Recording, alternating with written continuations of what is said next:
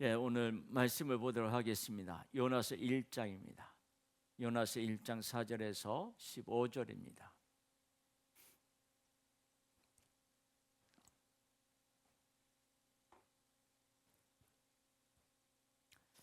요나서 1장 4절에서 15절 말씀입니다. 좀 절수가 깁니다.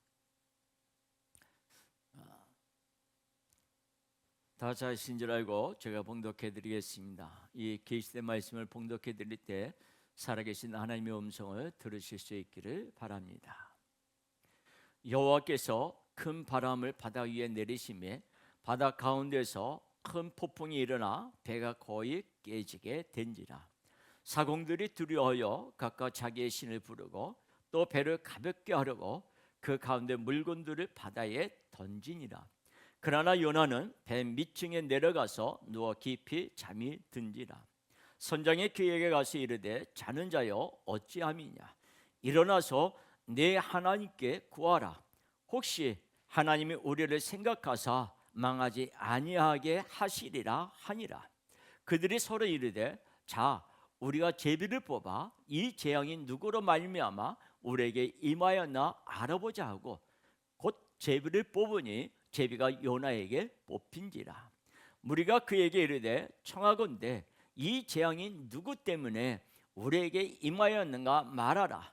네 생업이 무엇이며 네가 어디서 왔으며 네 나라가 어디며 어느 민족에 속하였느냐 하니 그가 대답하되 나는 시브리 사람이요 바다와 육지를 지으신 하늘의 하나님 여호와를 경외하는 자라 하고 자기가 여호와의 얼굴을 피한 민주를 그들에게 말하였으므로 무리가 알고 심히 두려워하여 이르되 네가 어찌하여 그렇게 행하였느냐 하니라.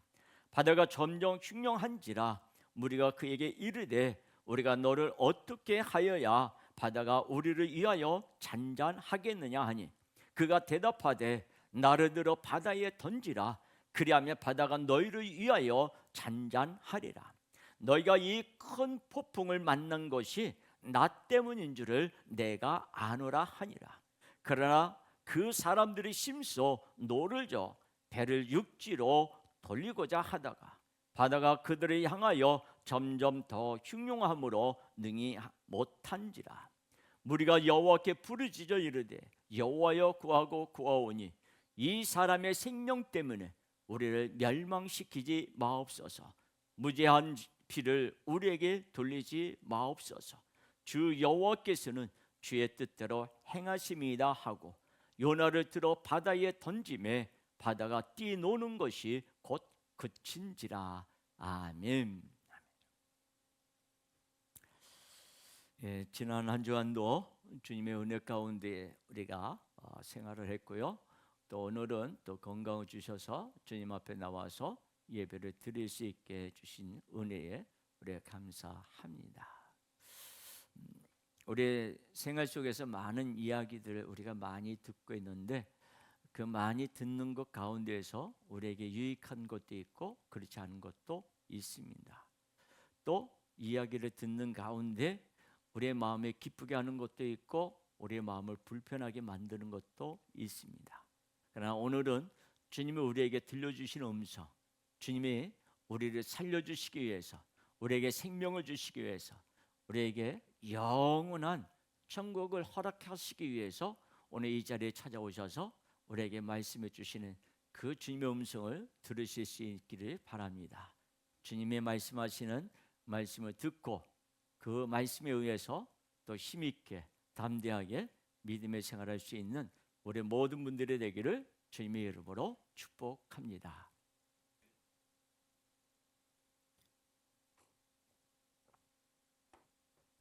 여러분 혹시 유령정체라는 용어를 들어본 적이 있으신지요?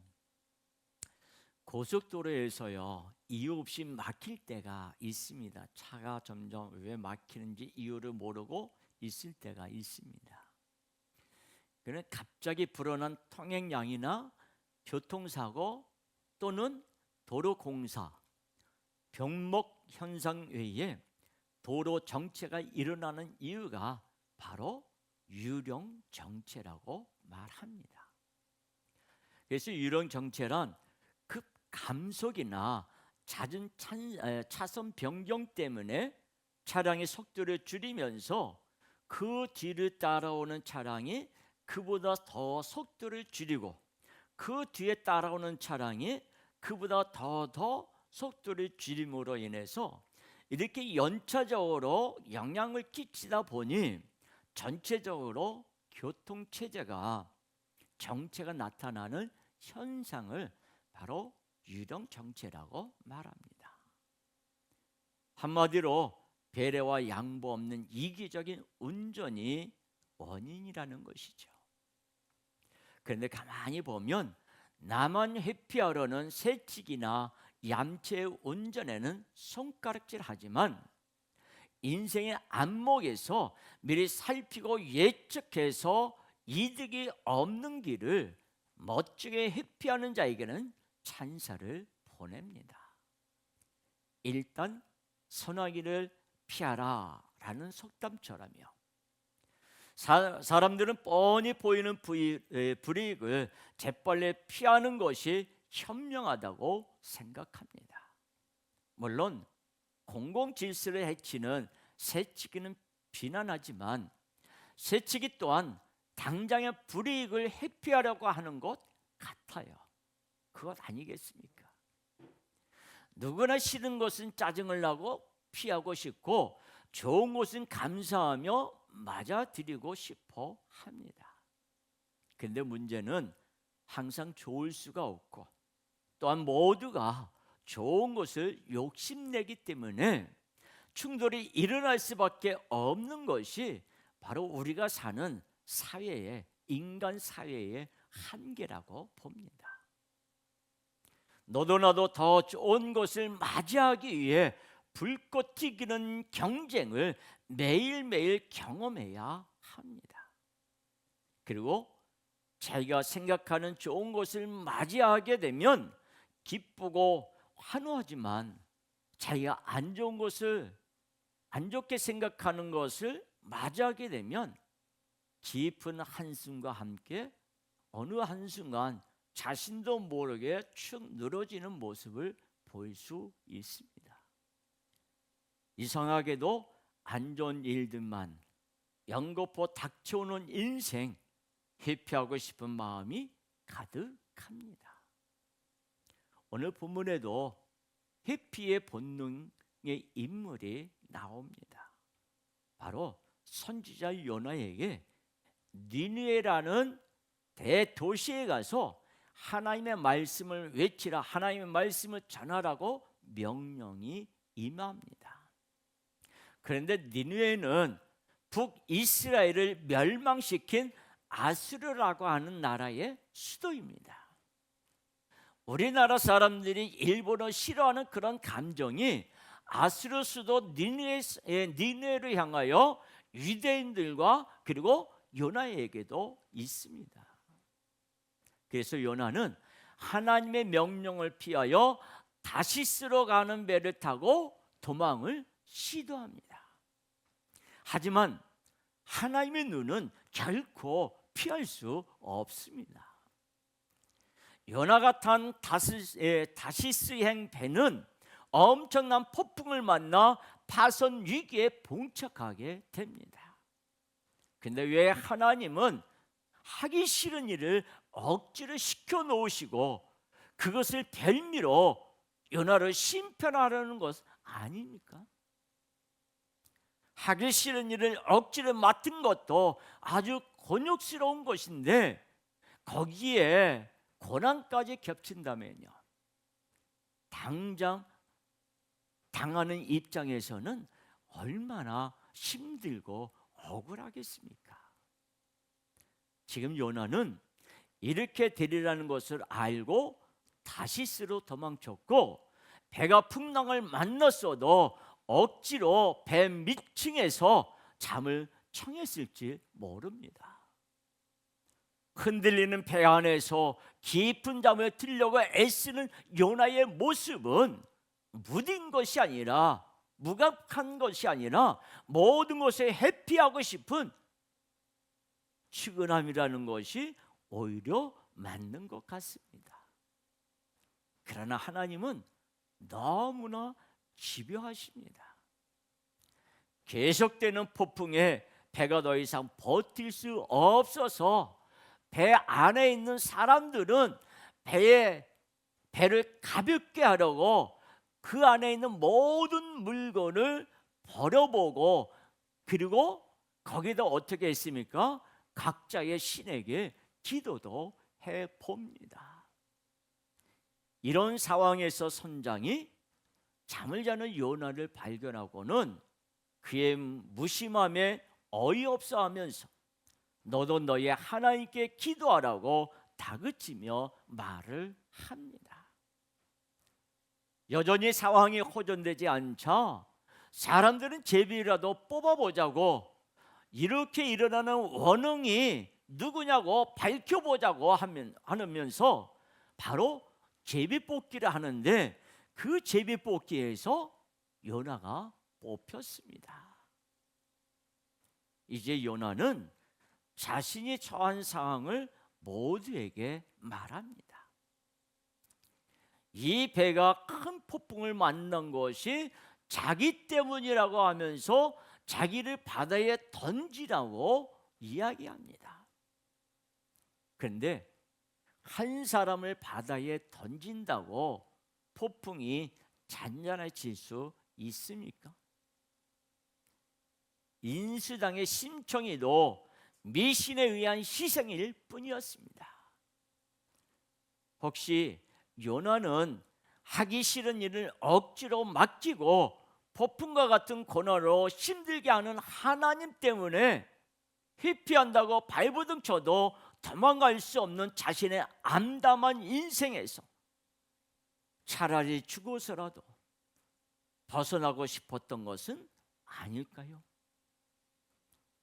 심술궂은 신과 희생당하는 인간, 참으로 안타까운 이야기입니다.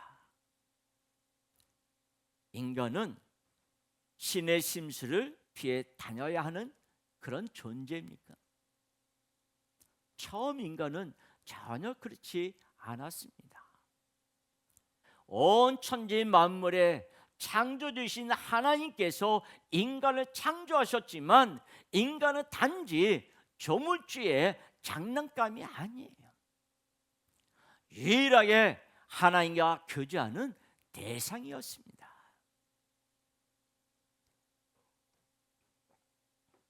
처음 인간은 하나님을 피하지 않았고 늘 하나님과 기쁘게 대면하면서 아름다운 교제를 나누었습니다. 하나님의 명령도 듣고 하나님께 부탁도 하고 하나님과 함께 일하고 모든 것을 하나님과 함께 했습니다. 그러나 인간은요, 자신의 모든 것을 다 아시는 하나님께 부담을 느끼기 시작했습니다. 하나님의 시선에 자신이 유리에 갇혀 있는 그런 집에 있는 것 같은 생각이 들었습니다. 인간은 점점 하나님으로부터 회피하고자 하는 마음이 조금씩 자리를 잡기 시작했습니다. 그리고 완전히 숨고 회피하고 싶어서 하나님으로부터 숨는 방법으로 선악과에 손을 대기에 이르렀습니다. 하나님과 직면하기를 불편해하면서 타락의 길을 선택한 인간은 선악과를 먹은 이후에 숨는 인생으로 전락했습니다. 신의 눈치를 보는 인생, 언제나 어딘가 모르게 떳떳하지 못한 인생처럼 이제 인간은 새치기를 하듯이 당장 모면할 생각만 하지만 오히려 더욱 인생에서 꼬여버리는 그런 인생, 정체된 그런 인생, 해피의 인생을 살아갑니다. 여러분, 정말 하나님은 요나에게 심술을 부리시며 끝내 죽이려고 하시는 것입니까? 아닙니다. 하나님은 요나를 죽이려고 찾아오신 것이 아니라 하나님은 요나를 살리기 위해 찾아오셨습니다. 요나는 하나님의 역사를 똑바로 직시하지 못하고 제멋대로 해석하고 자신의 생각을 던져놓고는 불평만 불만만 가득 쌓여서 하나님의 손길을 회피하려고만 했습니다.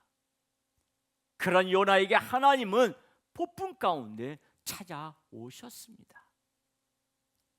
위험천만한 곳으로 가겠다고 떼쓰는 아이를 절대 놓아주지 않는 아버지의 손길처럼 가장 위험한 것, 즉 하나님에게서 멀어지려는 위험을 향해 떼쓰는 요나를 절대 하나님은 놓지 않으십니다.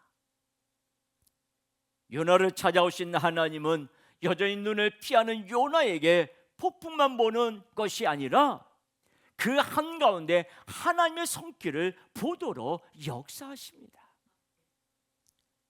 자꾸 회피하려는 요나를 배 밑층에서 불러내시고 제비뽑기 하게 하셔서 누가 찾아왔는지를 정확하게 알게 하십니다. 드디어 요나는 자신을 찾아오신 하나님을 보았습니다. 자기를 찾아오신 하나님을 보았기 때문에 요나는 사람들에게 자신을 바다에 던지라고 주저하지 않고 말을 했습니다. 이제 요나는 이렇게 찾아와 주신 하나님을 더 이상 회피하지 않습니다. 요나는 영원히 도망가려고 자살을 시도하는 것이 아닙니다. 떼쓰다 지친 아이가 넓은 아빠의 품에 안기듯이 요나는 흉흉히 뛰노는 바다가 아닌 하나님의 품에 자신을 던졌습니다.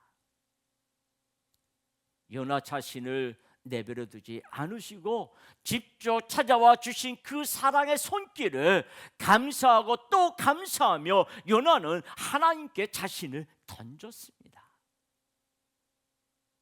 예수님은 사역하실 때 요나의 이야기를 여러 번 언급하십니다. 요나의 행적이 예수님의 사역의 그림자 역할을 하기 때문입니다. 모든 인간은 죽음을 회피하고 싶어 합니다. 그러나 예수님은 죽음을 직면한 그 이후 죄의 실체를 분명하게 밝히십니다. 인간은 죄로 인하여 반드시 사망의 폭풍을 만나고 아무도 그것을 견뎌낼 수 없습니다. 사람들은 죽음의 바다가 인생을 삼키는 것을 자연의 섭리라고 생각합니다. 그러면서도 어떻게 해서든 벗어나 보려고 죽음의 바다에서 발버둥 치는 것이 바로 인간의 실존입니다. 예수님은 죽음이 두려워 도망가려고만 하는 인간을 대신하여 자신의 십자가에 던지십니다. 그러나 예수님은 전혀 슬퍼하지 않으십니다. 오히려 자신의 십자가에 던지시면서 이렇게 말씀하십니다. 다 이루었다고. 하나님께 감사하며 기꺼이 자신을 던지셨습니다. 폭풍으로 심판하셔야 할 분이 오히려 자신을 던져 죽음을 피하고 싶어하는 그런 요나에 떨던 인간들을 잠잠하게 해주시고 다시 하나님의 손길을 직면하여 볼 수 있도록 헌신의 역사를 이루어 주셨습니다. 인간은 죽음이라는 폭풍을 피하고 싶어서 종교라는 그런 울타리도 수없이 만들었습니다. 신을 위하여 기도도 하고 온갖 종교 행위도 열심히 하고 심지어 희생 제물도 바칩니다. 그러나 아무나 아무거나 다 바친다고 해서 다 되는 것이 아닙니다.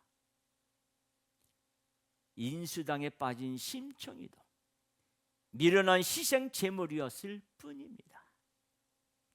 인신 제물을 바친다고 여왕이 받는 것이 아니라 어린 처자의 희생으로 그저 회피하고 싶은 어른들의 자기 위로만 있었을 뿐입니다. 예수님은 죽음의 폭풍에서 시달리는 인간의 아픔과 두려움을 정확히 알고 계십니다. 그래서 예수님은 죽음의 폭풍을 회피하지 않으시고 죽음을 정면으로 맞서서 자신을 던짐으로 죽음의 바다를 잔잔하게 잠재우셨습니다. 어느 누가 희생 정신으로 자신의 십자가에 던진다고 되는 일이 아닙니다. 오직 메시아로 오신 구원자 예수님만이 모든 인간들을 위하여 자신을 던질 수 있습니다. 요나도 어떤 인간도 흉내낼 수 없습니다. 창조자이신 분이 구원자로서 자신을 던질 때 그 예수님의 신성으로만 도망만 다니던 인간이 다시 하나님을 직면할 수 있는 생명의 역사가 일어납니다. 예수님은 모든 인간을 위해서 모진 십자가에 자신을 던지려고 하시지만 미련한 인간들은 예수님이 누구신지 전혀 알지 못했습니다. 너희를 위하여 요나처럼 예수님 자신을 던진다고, 자신의 목숨을 던진다고 사람들에게 말씀하시지만 당시 종교 지도자들과 유대 백성들은 예수님이 그리 말씀하실 때 자결하려고 한다고 심하게 오해했습니다. 예수님의 상황이 안 좋게 흘러가니까는 자살이라는 극단적인 방법으로 모든 상황을 회피하러 간다고 하면서 예수님을 비겁자라고 몰아세우기도 하고 비난거리기도 했습니다. 죽음 앞에 벌벌 떨며 회피하려고 하는 모든 인간들에게 하나님은 직면할 수 있는 길을 열어주시려고 하시지만 오히려 인간들은 예수님을 회피합니다. 지금까지도 무지한 인간들은 예수님의 복된 소식, 생명의 말씀을 안타깝게도 회피하고만 있습니다. 죽음의 폭풍도 도망가기 바쁘고 예수님의 복음도 회피하는 미련한 인간들이지만 그럼에도 예수님은 인간들을 위하여 기꺼이 자신을 던지십니다. 누가복음 12장 49절에서 50절 말씀입니다. 누가복음 12장 49절에서 50절 말씀 우리 같이 함께 한 목소리로 같이 읽습니다. 내가 불을 던지러 왔노니 이 불이 이미 붙었으면 내가 무엇을 원하리요? 나는 받을 세례가 있으니 그것이 이루어지기까지 나의 답답함이 어떠하겠느냐. 아멘.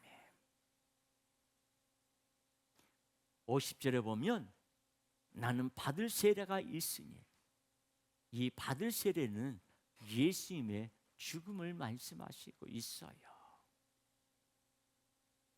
그래서 예수님은 불을 던지러 왔다고 하시고 또 세례를 말씀하십니다. 조금 뜬금없이 말씀하시는 것 같지만 예수님 자신을 행하실 놀라운 사역을 비유적으로 말씀하고 있는 거예요. 불, 성경에 나오는 대표적인 불은 엘리야의 불과 솔로몬의 불입니다. 열왕기상 18장 38절에서 39절 말씀입니다. 우리 같이 함께 한 목소리로 같이 읽습니다. 이에 여호와의 불이 내려서 번제물과 나무와 돌과 흙을 다 태우고 또 도랑에 물을 핥은지라. 모든 백성이 보고 엎드려 말하되 여호와 그는 하나님이시로다. 여호와 그는 하나님이시로다 하니. 아멘. 역대기하 7장 1절 말씀입니다. 같이 있습니다. 솔로몬이 기도를 마치매 불이 하늘에서부터 내려와서 그 제물과 제물들을 사르고 여호와의 영광이 그 성전에 가득하니. 아멘.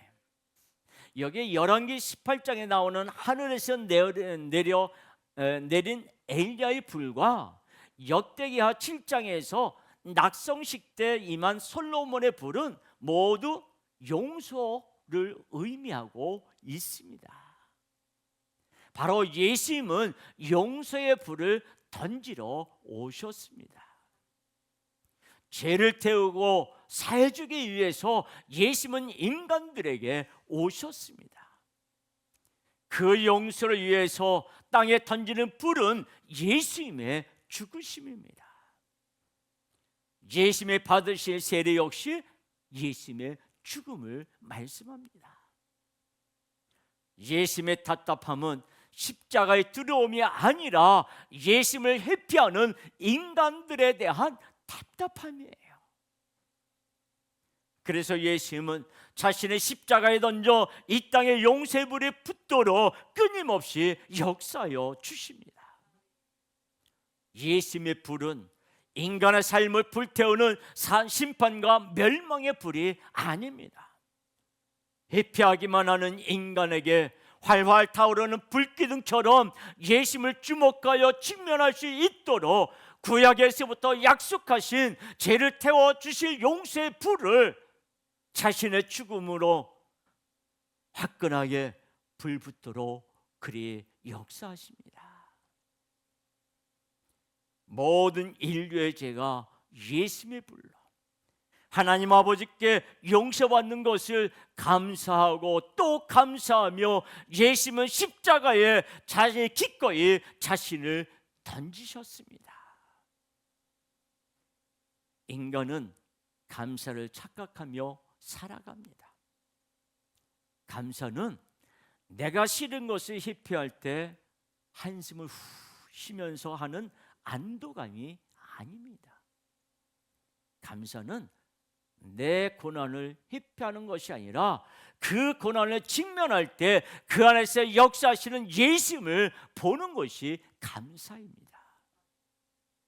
예수님은 때때로 고난 속에 찾아오십니다. 나의 눈이 예수님을 보고 있지 않을 때, 나의 발이 예수님으로부터 멀어질 때, 나의 손이 예수님을 잡지 않고 세상을 움켜쥐려 갈 때, 예수님은 유일한 구원자를 회피하는 인간들에게 다시 예수님을 바라보고 다시 예수님께 다가오고 다시 예수님의 손을 잡도록 친히 찾아오십니다. 가장 큰 것을 보고 가장 좋은 것을 잡도록 바로 예수님을 다시 직면할 수 있도록 여러 사건들, 여러 상황과 환경들 속에서 찾아와 역사하여 주십니다. 예수님의 찾아오심을 정확하게 보고 아는 것, 그것이 바로 감사입니다. 그의 품에 나를 던질 때 감사는 넘치도록 회복이 됩니다. 그러나 고난 속에서 내밀고 계시는 예수님의 손길을 제대로 볼 수도 없고 도망치려고만 한다면 고난의 폭풍 속에서 불만만 하다가 결국 감사를 영원히 잃어버리는 도망자의 삶으로 끝나게 됩니다.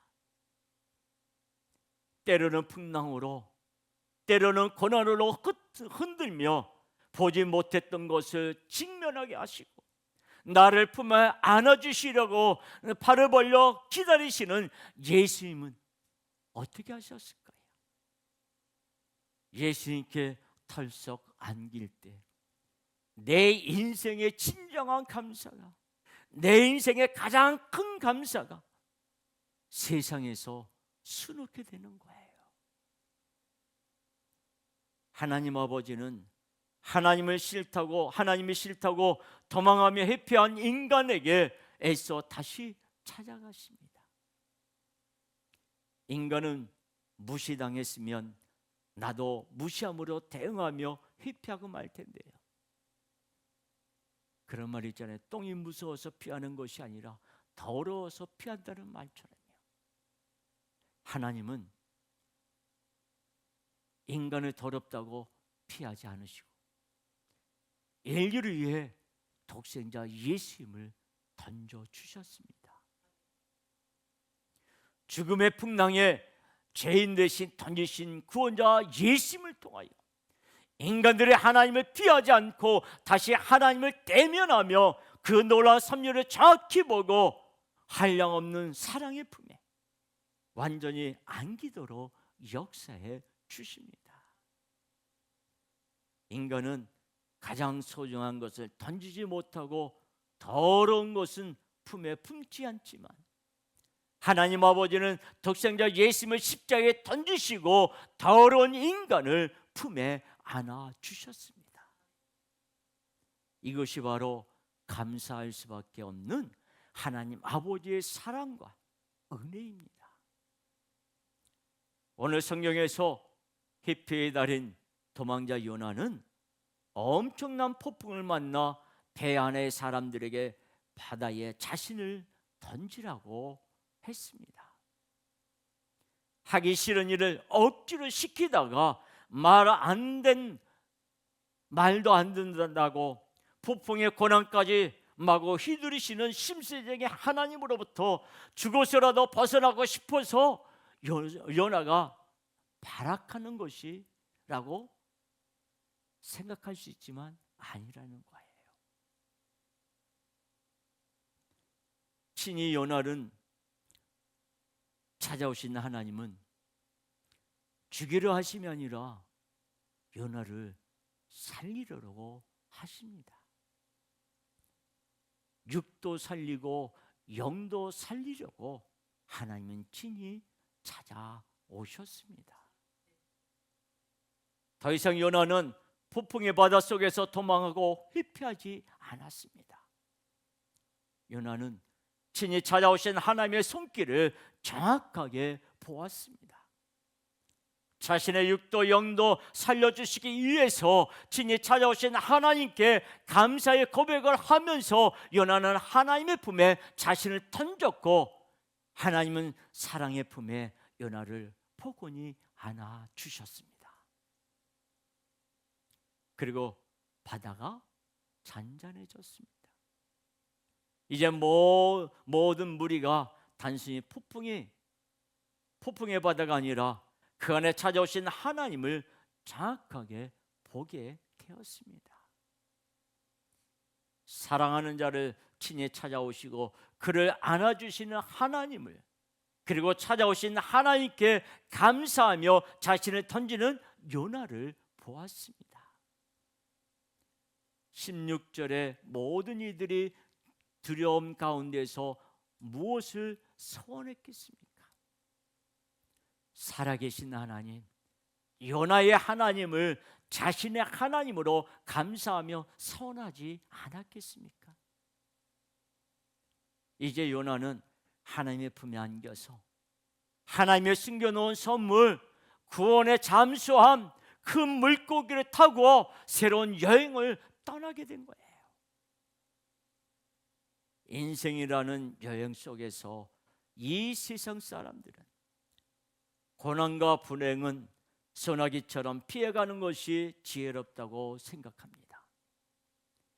갑작스럽게 들이닥친다면 모를까 뻔히 보이는 고난과 불행을 그대로 직면하려고 한다면 미련한 짓으로 여기게 됩니다. 짜증나는 일을 피하고 좋은 일만 맞이하고 싶어 합니다. 그렇지만 언젠가는 안 좋은 일들도 다가오게 됩니다. 그러면 감사는 사라지고 짜증만 쌓여서 자살이라는 극단적 방법까지 동원해서라도 회피하고자 하는 것이 인간이에요. 이것이 세상 사람들이 사는 답답한 인생입니다. 그러나 이제 누구든지 어떤 고난도 어떤 환경도 회피하기보다는 그대로 직면하면서 그 안에 역사하시는 예수님을 본다면 짜증의 인생에서 감사의 인생으로 바뀌게 됩니다. 앞서 말한 유령 정체는 고속도로에서만 나타나는 현상이 아닙니다. 사람들은 좋은 것만 받아들이고 싫은 것은 잘 피해간다고 스스로 생각할지 몰라도 언젠가는 인생의 정체, 인생의 위기가 갑작스레 찾아올 수 있습니다. 인간은 회피하려고만 합니다. 그래서 유령 정체처럼 점점 더 인생이 꼬이기만 합니다. 이때 어떻게 피해갈 것인가 고민하기보다는 그 고난의 사건을, 그 환경과 상황을 직면한 그대로 예수님을 찾아야 합니다. 모든 순간마다, 모든 사건마다 역사하시는 예수님이 나에게 찾아오시는 것을 알 수 있어야 합니다. 도로에서 유령 정체는 질서만 잘 지키면 되지만 인생의 정체는 찾아오신 예수님을 만날 때 감사의 인생으로 그의 삶이 앞이 활짝 열리는 삶으로 바뀌게 됩니다. 보통의 사람이라면 좋은 일이 있으면 감사하고 안 좋은 일이 있으면 짜증을 내고 불평을 합니다. 그러나 성도는요, 안 좋은 일을 만나도 고난이 와도 감사하며 삽니다. 왜냐하면 성도는 어떤 순간이든 예수님이 찾아오셔서 손을 내밀어 주신다는 것을 알기 때문입니다. 성도는 인생의 어떤 고난도 회피하러 들지 않습니다. 있는 그대로 직면하면서 그 안에 역사하시는 예수님께로 달려갑니다. 성도는 감사의 사람입니다. 그래서 성도는 감사의 이유가 되는 예수님께 자신을 던지는 거예요. 자신을 내어 맡깁니다. 예수님의 성도들에게 감사가 넘치도록 자신을 십자가에 던지셨습니다.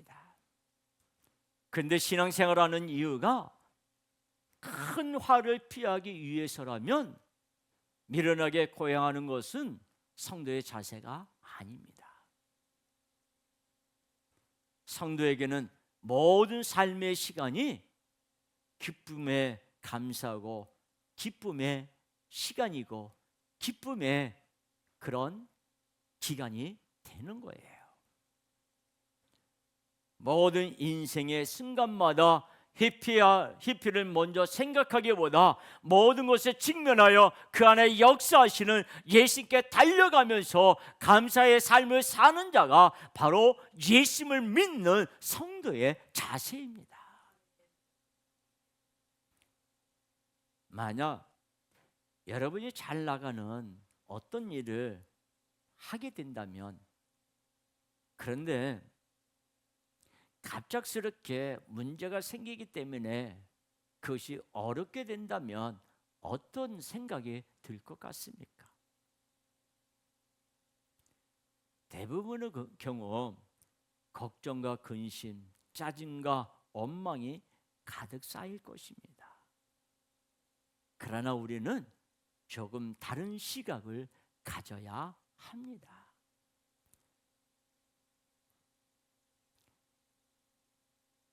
이런 분이 있습니다. 아내는 교회에 열심히 출석하고 열심히 기도 생활하며 하나님을 바라보면서 예수님을 찾는 그런 삶을 살아가는데, 그와 반대로 그와 함께 사는 남편은 예수를 믿지 않습니다. 그러면서 조그만 사업을 시작하게 됐습니다. 그 사업이 얼마나 잘 되는지 주변에서 질투할 정도로 그렇게 사업이 조금씩 번창하게 됩니다. 하루가 멀다 하고 사업이 번창하다 보니 사업 관계상 사람들을 만나면서 사람을 접대하게 되고, 접대하면서 또 룸사롱 가기도 하고, 그렇게 생활을 하게 됩니다. 그러면서 교회 가는 아내에게, 아내가 그리고 주변에 있는 분들이 교회를 가자고, 예수를 믿자고 하면 비웃고 묘멸감 주기로 아주 그의 마음에 가득했습니다. 그러다가 문제가 생겼습니다. 갑자기 재정적으로 어려움을 겪게 되면서, 그것이 자신만 생기는 것이 아니라 다른 사람에게 보증을 섰던 것이, 그렇게 되면서 사업장이 이제 다 망하게 됐습니다. 자신이 살고 있는 집까지 다 사라졌습니다. 거기다가 수많은 그런 금액의 빚도 지고 있습니다. 그렇게 술로 매일매일 신세타령하면서 사람들을 욕을 하면서 그렇게 지내다가 아내와 그리고 친구들의 강요로 교회를 가자고 해서 억지로 교회에 가게 됐습니다. 교회를 갔는데 첫 번째 예배를 드리는데 그를 예수님이 만나 주셨습니다. 그리고 예수님으로 모든 것을 새롭게 바라보게 됐습니다. 그뿐만 아니라 생각도 바뀌고 마음의 자세도 바뀌게 됐습니다. 그래서 다시 재기를 하겠다고 조그맣게 다시 시작을 하는데, 하나님이 그의 마음을 붙들고 동의해 주심으로 인해서 조금씩 회복되게 되었습니다. 그분의 고백이 그렇습니다. 예수님이 나를 품어주셨다고. 내가 세상에 폭풍을 던져 그 속에 나를 던졌을 때는 어려움과 고통과 괴로움이 가득했지만, 예수님의 품에 나를 던졌더니 내 마음에 기쁨이 있고 감사가 있고 평안이 있다고 이야기하면서, 그러면서 예수님이 나의 모든 삶을 주관하신다고 그리 고백하는 것이었습니다. 여러분, 예수님께 자신의 인생을 던지면 예수님이 그를 품어주셔서 그의 삶을 가장 아름답게, 가장 보기 좋게, 그리고 감사가 넘치도록 예수님이 역사해 주십니다. 살다 보면 알 수 없는 그런 인생의 정체가 끝없이 생길 수 있습니다. 그러나 우리는 그런 일을 만날 때에 도망치고 외면하는 자가 아니라 오히려 그 속에서 나를 사랑하시는, 나를 기다리시는 그 예수님을 바라본다면 우리는 그것에 우리를 던질 수 있는 자가 되는 거예요. 그러면 그분에게 나를 던지면 그분이 나를 어떻게 인도해 주실까요? 가장 행복한 자로, 가장 복 있는 자로, 감사가 넘치는 자로 인도해 주십니다. 우리에게 고난이 올 때, 안 좋은 상황이 닥칠 때 오히려 감사할 수 있는 것은 그 가운데 우리를 찾아오시는 예수님 때문입니다. 인생의 폭풍이 닥치면 예수님이 우리 영혼을 두드리고 계신다는 것을 똑바로 바라보아야 합니다. 그러면 우리의 삶은 언제나 감사로 가득해질 수 있습니다. 여러분, 성화 그림 가운데 문이 있고 문 앞에서 예수님이 문을 두드리는 그런 상황 여러분 다 아시죠? 우리의 죄성으로 바깥쪽으로는 문고리가 없습니다. 그래도 예수님은 우리를 포기하지 않으시고 때로는 문을 두드리시고 때로는 큰 소리로 부르시고 때로는 천정을 누르시면서 우리를 부르십니다. 어떤 사건이든 어떤 고난이든 어떤 환경이든 나를 찾아오시는 예수님을 발견해야 합니다. 지금도 예수님은 우리의 삶을 매일매일 감사의 삶으로 바꿔주십니다.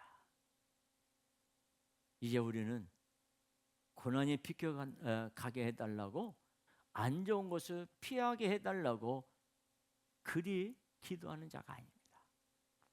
어떤 고난이 오든 어떤 상황이 오든 도망가는 자가 아니라 그 안에서 역사하시는, 그 안에서 찾아오시는 그 예수님을 볼 수 있어야 합니다. 내 자신을 보지 말고 내 주변의 환경을 보는 것이 아니라 그 환경을 다스리고 지배하시는 그 예수님을 본다면 우리는 불평과 불만을 토하는 자가 아니라 그 예수님께 나를 던짐으로 말미암아 그분이 나를 안아주셔서 평안하게 만들어주시고 가장 행복한 자로 우리를 만들어주십니다. 그래서 우리의 기도도 감사로 바뀌게 되는 거예요. 우리는 먼저 예수님이 찾아오시는 그 이유를 정확하게 알아야 합니다.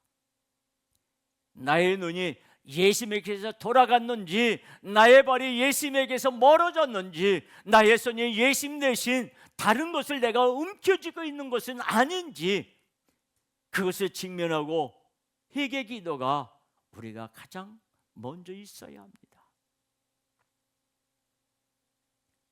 회개 기도는 예수님께 나를 던지는 기도예요.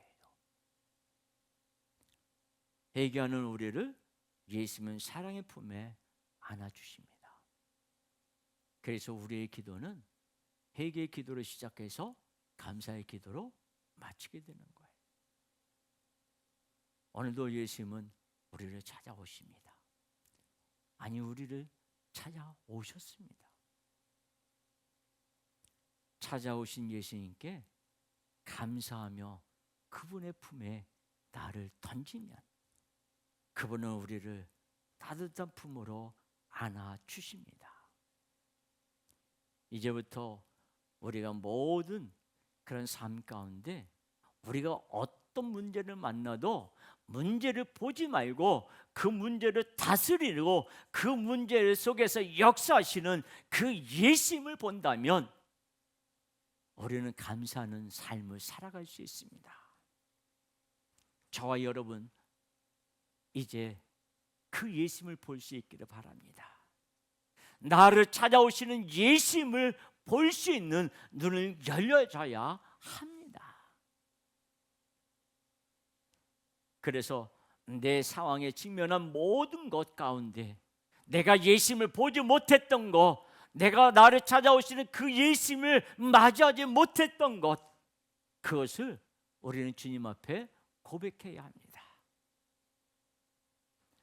이 시간에 우리 주님을 볼 수 있는 자, 그런 자로 우리를 새롭게 해주시는 주님 앞에 감사하면서 늘 승리할 수 있는 우리 모든 분들의 되기를 주님의 이름으로 축복합니다. 자, 이제 우리 이 시간에 함께 기도하도록 하겠습니다.